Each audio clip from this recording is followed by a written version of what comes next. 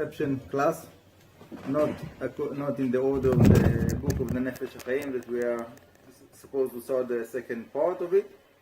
Instead, because I got the last 3 days I was sick in bed in my house, so I got a special inspiration for a special class, and I want to give it over. So, there is a big question that different people in different levels, they ask in different ways. But the question is basically, how can it be that Hashem is absolute goodness, and we see that all of the creation is full of suffering and pain? How can it be? It's supposed to be, Hashem is good. He created the creation, so the creation should be only goodness, only to receive the goodness of Hashem, and that's it. How can it be that there's such a contradiction? Totally opposite. In the total goodness make a creation, that the creation is the totally opposite, that everybody feels that they are suffering. This one doesn't have enough money, this one doesn't have enough health, and this one doesn't have wife, this one doesn't have children, or he does have wife but is not happy with her, he wants a different wife, or he have children but they are not good children, they're doing the opposite of what he wants, and basically everybody are feeling misery and suffering, and everybody are asking themselves, why is it? How can it be? Shouldn't be like that. And so the people that they have faith in Hashem, so they saying, okay, so I have faith in Hashem, but I don't understand why Hashem is doing it to me. This is one kind of question for people that have faith. People that they have a little bit of doubt in their faith, so they saying, if Hashem is so good, so why is causing me pain? Why is causing my family pain? And there is people that even they have the doubt in their faith is so strong that they asking the question even stronger, in a way that if Hashem is exist, meaning they putting the existence of Hashem in a question. If Hashem exists, so how can it be that this happened and that happened, and all of those questions? So I'm sure that everybody are experiencing and heard people asking those questions, and these questions are asked all the time, sometimes verbally and sometimes only in the heart. But it's constant question that it goes around the world all the time. So I want to give a few principles that, according to those principles, it will be easier for us to digest this big question. Now, obviously, after everything we will learn, after all the answers, the place of choice to believe or to be in a doubt in faith is always a possibility. There's no answer that I can give anyone that will take out the choice of the person to choose in faith.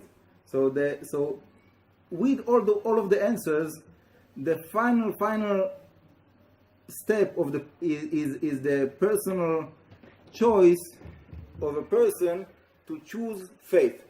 That even though all the doubts and all of the things that I experience in my life and I see around me, I believe that the truth is like the Torah says, like I know that is the truth. Okay? So, I want to start with Gemara.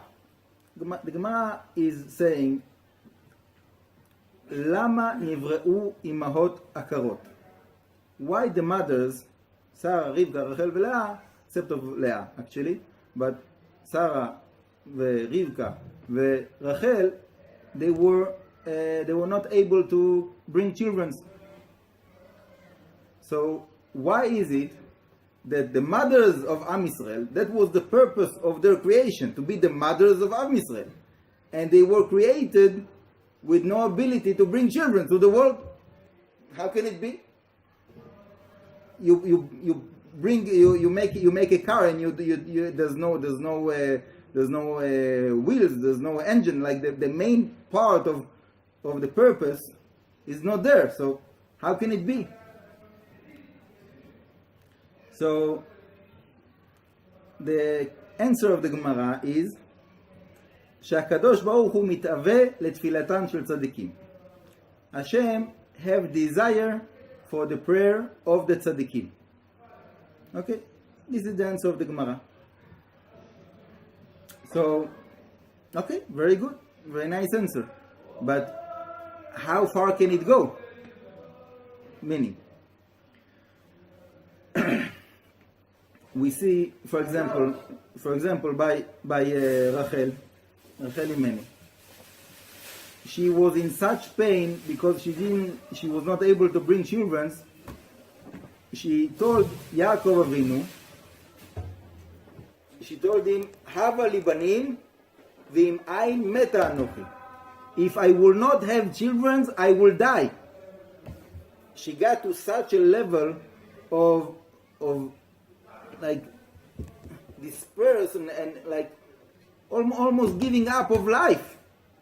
There's no reason to live if I don't have children, right? So you see that the pain that she was suffering, it pushed her to the very, very, very far last edge of her being, that there's no reason to live anymore. And you see by many, many people, unfortunately, that they go over this edge and they commit suicide. There's many stories, unfortunately, even people that were religious, somehow they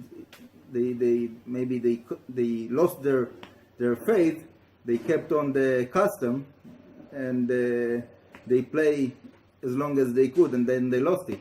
But there is many people in our generation that are getting so far with their losing up of hope that they're giving up on life. So the test is very, very hard sometimes. The test is so hard sometimes that it's unbearable. And one of the very, very extreme examples is the Holocaust. That my grandfather is a survivor, was a survivor of the Holocaust, Alav Shalom. And many people are taking this as like one of the most serious questions. If Hashem exists, how can it be that something like the Holocaust or the Inquisition or something like that happened? But there's not really a difference between the different levels. There's some person, for one person, the fact that he didn't get married, it can be so severe like someone else that is going through hell like a Holocaust. Someone else can go through the Holocaust and for him it will be hard, but he survives it and okay, he's going on with his life. So there's different people have different experience of different things in their life. So it's not about what happens, it's about the experience. So first of all, the point I want to make is that most of the people they understand, okay, so I understand there is a Hashem and I have pain, so it means Hashem wants me to pray, right? HaKadosh Baruch Hu mitaveh letfilatan shel tzadikim. Hashem wants me to pray for him because I have pain, so I will pray for him, right? So that's the equality. Quality. No. Nuskha. Like in mathematics. When you have like a sentence in mathematics, how you say it in English? Equation. That's the equation, right? There's God, there's pain, equal, I pray to God to remove the pain. Right? And that works. That's the basic fundamental first step. of a child. Okay, that's the first step. That's grade A. Now, the deeper understanding is that no, it's exactly the opposite. There is Hashem. Hashem wants me to pray for him. Equal, it gives me pain that I will pray for him. You understand the difference? What I said? It's not that the reason to pray is because of the pain. The reason for the pain is because Hashem wants us to pray for him. So according to that, if a person will really put a lot of enthusiasm in his praying, so there's no need of pain so much, right? He's praying, he's doing what he came to the world to do. He's doing his purpose, he's fulfilling his purpose. So as much as a person is able to put on more energy into his davening, into his prayer, so he's fulfilling his mission in a way that there's no need to remind him that that's what he needs to do. Right? When there is a lack there, when we are not doing it properly, and there's something missing, so Hashem rings a bell, right? And that's the affliction. So, let's break it with a little story. There was one person that learned in the yeshiva. He went to the kotel and he saw someone praying and crying next to the western wall. You never saw someone that is praying and crying like that.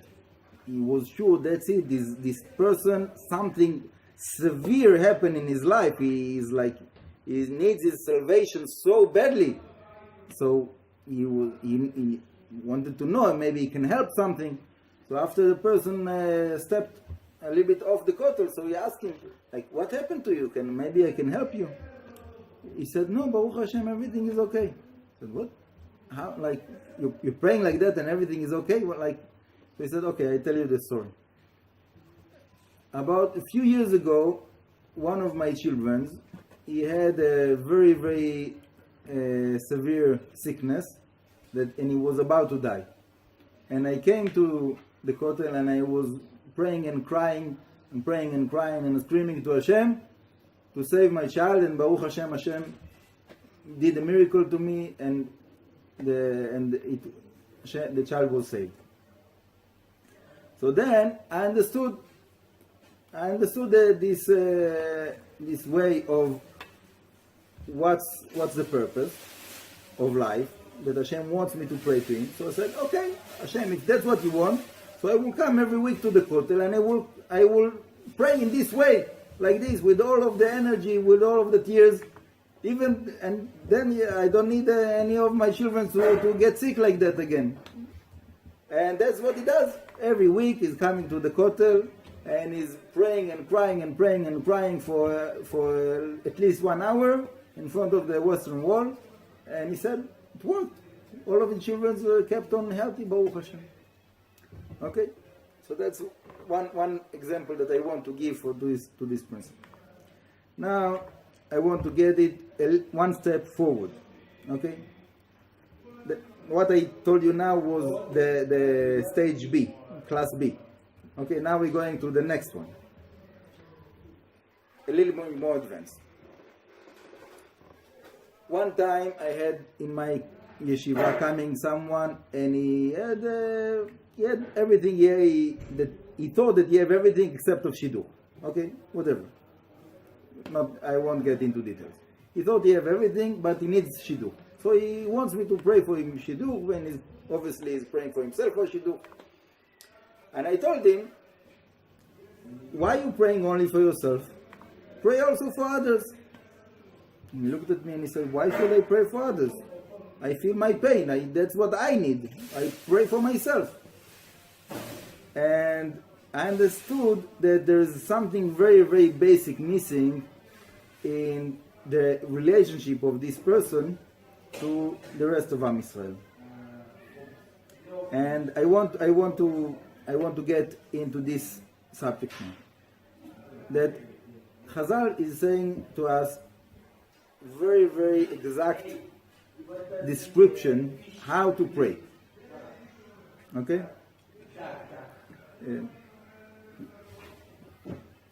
One of the instructions of how to pray is Yeshatef Tza'aro B'Tza'ar Rabim. To put your pain with the pains of others. Okay? Why? For example, like you need shidduch, there's many other people need shidduchim. Like you need children, many other people need children. Like you need parnasa, income, whatever it is, health, this, that, whatever it is. So always, Chazal tells us, always pray, not only for yourself, for all of Am Yisrael, Klal Yisrael. Okay? Betoch Sh'ar Klal Yisrael. You pray for someone, refuah shlema, right? So you say, רפואה לפלוני בן פלוני, בתוך שאר חולי עם ישראל, in the rest of the sick people. Okay? So you put the singular in the plural. Okay, this is very, very important. Now, there is even a higher step. That the source of the Neshemot of Am Yisrael, like I was saying in those classes a few times, is called the Shechina Kedosha. Okay? So, there is a Chazal that says that when a person have any kind of pain, Shechina ma omeret, what the Shechina says when someone in Am Yisrael have pain, kalani miroshi, kalani mizroi. I feel the pain in my arm and head, something like that. So, what does it mean that the Shechina feel the pain? It means that because we are like branches of the root of the Shechina, so when we are receiving some kind of affliction, it's coming from a higher root. So there is different roots, root upon root upon root upon root, but the roots that is above, okay, is the Shechina. So if I'm missing something, it means the Shechina is missing something. So when Hashem is giving me a certain kind of affliction, it is telling me what I should pray for the Shechina.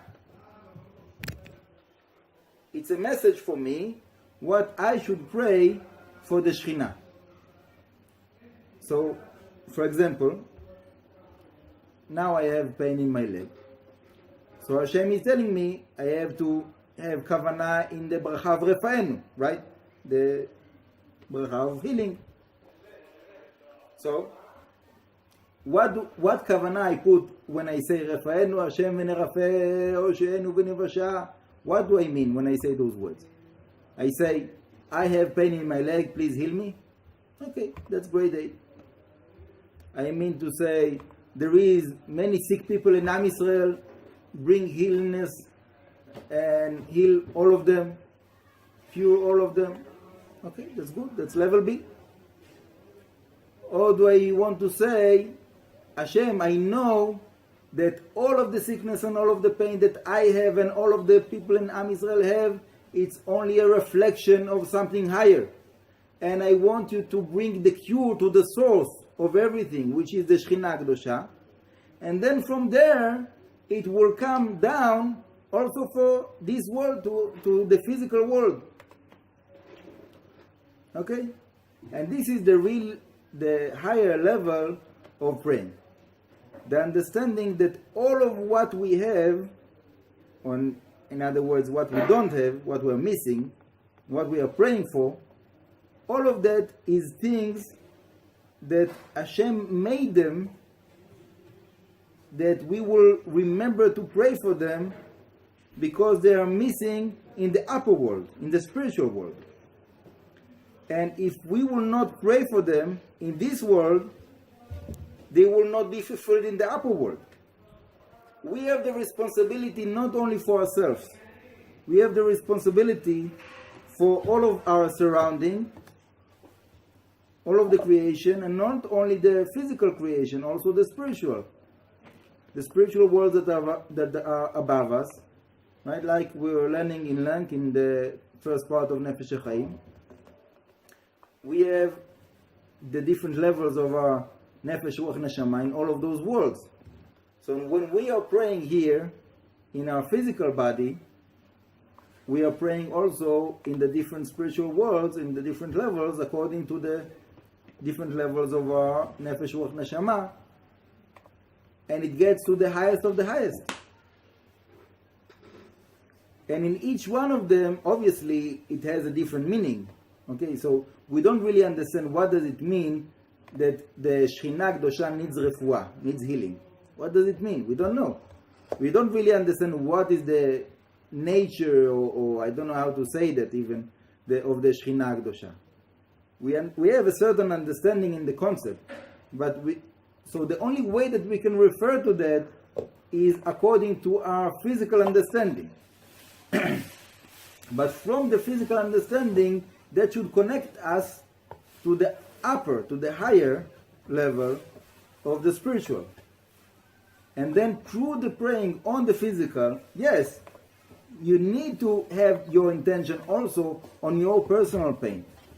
But through your personal pain, you can relate to other people that have also the same pain. And through the understanding that it's something that is global, that it's not only by you privately, you can understand that it can be also in higher levels of existence, different dimensions of reality that goes up and up in the spiritual world. And then you can apply the same words of the prayer to all of the different levels of the existence. And this is the highest level of prayer, as far as I understand. Probably there's much higher levels that I don't understand, but this is the highest level that I understand. So, from here, you can understand what's the difference between someone that is giving bracha, that it's also good. I'm not saying that it has no meaning, okay? But someone that is giving bracha or is praying for himself or someone else in a very, very basic way, and someone that is able to connect all of the different levels that I was speaking about, to connect it in one thing. Obviously it becomes to be much more significant, right? And even more than that because of the reason of all of those roots that we are experiencing in this world is coming from the spiritual worlds. So when we're doing the tikkun, we're fixing the source, we're fixing the root, so then everything else will be resolved. Okay? I'm not saying it's easy, but at least we have to know like what it is all about. So the conclusion is, for the singular person, the individual, it would have been better to stay with the pain. Why? Because he's getting all of his sins atonement, and lepum tzara, according to the pain, is gaining more world to come.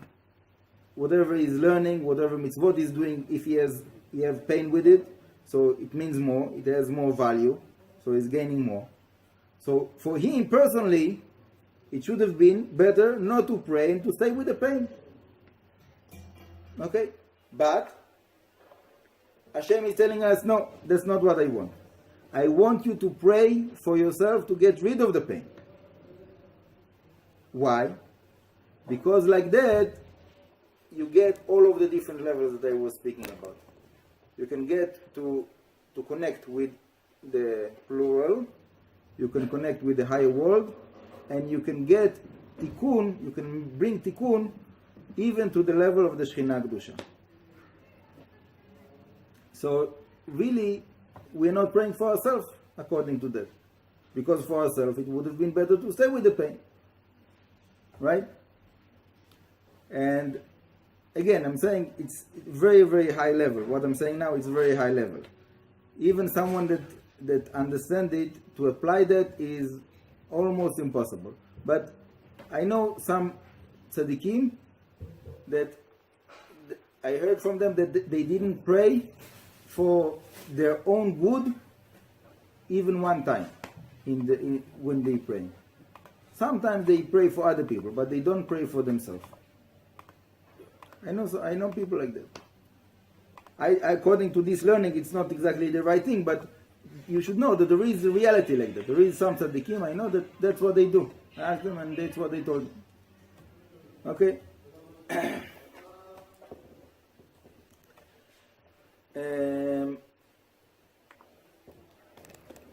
Now,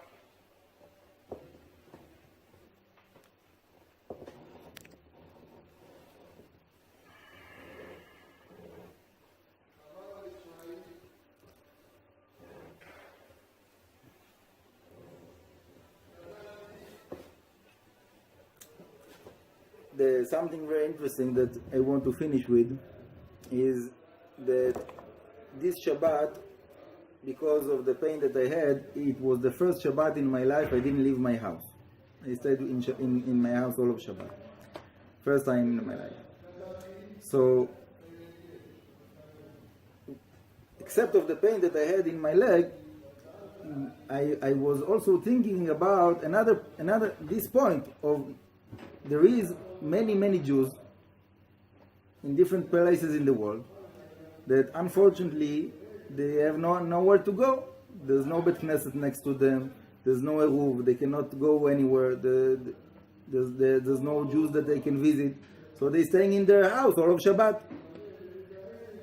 So with the experience of the pain, I also had this experience of not leaving the house, and I was telling my wife that maybe it's also an atonement for the need of going to exile and being isolated in such a way. And so I was thinking about those Jews that I know that they exist, and some of them they have very big test of what is better, to stay in my house all of Shabbat, not to go to Bet Knesset, or to drive a car to the Bet Knesset. Or maybe not to drive, but maybe someone will drive me, or just to take a cab, or just to take a train, something like that. And some people, they take, it's a very, very serious test for them. So, first of all, I want to say that basically the halacha is you should stay in the house, okay? Even though you feel isolated and you feel a little bit down, that you don't have Kriyat Torah, you don't have Minyan for Shabbat, but this is the halacha. That you don't break Shabbat to go to Bet Knesset to hear Kriyat Torah or something like that by phone. Okay? There is exception if there is something like electric train that is made for the need of non-Jews, and the people that are using it, mostly it is non-Jews, and you don't need to use any kind of card or money to go in. I don't know why they will do a train like that. It's like a public service. But if there is something like that you don't need to pay or to put a card or something like that, so maybe there is a way to permit it, but you have to ask a specific question for that. You pay before? You have to pay, but you don't have to pay that. If you can pay before, yes, you can pay before. You can pay before, but the question is if it counts you, or you have to put something like that will make the card that you made by paying to be active. So then you made some kind of an action, electric action. Anyhow, okay. So basically the only case that those things are permitted is when there is pikuach nefesh, chas v'shalom, lo alena. When there is pikuach nefesh, so then there's all kinds of things like that. Anyhow, so the parasha that was read in this Shabbat, right, was about Miriam Neviah, and Moshe Rabbeinu is praying for them, for her. El narefan ala, right? So when I was reading this parasha, even though I didn't go to the Beit Knesset, but I read it in my house, so I felt comfort. I said, because I take whatever it says in the Torah, it speaks to me, right? So Hashem is telling me, El narefan ala, is giving me the blessing of refuah. So before Hashem gave me the affliction, just in the Shabbat, that I need that I have the bracha in the parasha of the refuah. Baruch Hashem.